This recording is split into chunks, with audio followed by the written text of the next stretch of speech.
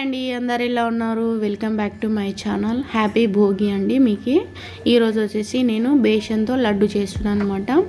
1 cup ఇంకా తర్వాత sugar తీసుకున్నాను, 3 యాలకులు వేసుకుని ఫైన్గా పౌడర్ చేసుకోవాలి. పౌడర్ చేసుకొని ఒక సైడ్కి పెట్టుకుంటా. ఇంకా పెట్టిన తర్వాత శనగపిండి వచ్చేసి జల్లించి పెట్టుకున్నాను అనమాట.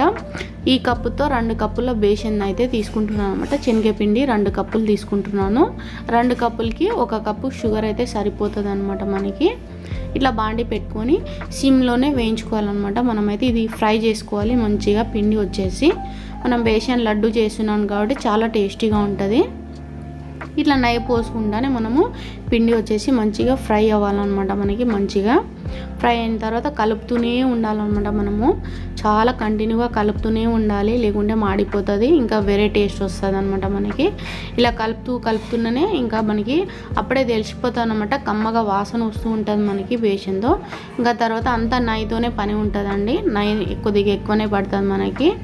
ఇలా నెయ్యి వేసుకున్న తర్వాత మంచిగా సిమ్లోనే మంచిగా ఫ్రై చేసుకోవాలి. బేసన్ని అయితే బాగా ఇలా మంచిగా ఫ్రై చేసుకోవాలి. ఈ టైంలో మీరు ఏం చేస్తారంటే షుగరు గ్యాస్ మీదనే అట్లనే యాడ్ చేయకండి. బాండి కింద పెట్టేసి బేసన్ చల్లగా అయిపోయినాక షుగర్ యాడ్ చేసేసి లడ్డు చుట్టుకోండి. అప్పుడైతే మీకు బాగుంటుంది అనమాట. నేను ఏం చేసినానంటే స్టవ్ మీదే షుగర్ యాడ్ చేసుకున్నాను కాబట్టి అది చల్లగా అవ్వలేదు. ఇంకా తర్వాత చల్లగా అయ్యే కొద్దిగా లూజ్గా అయిపోయింది లడ్డు వచ్చేసి.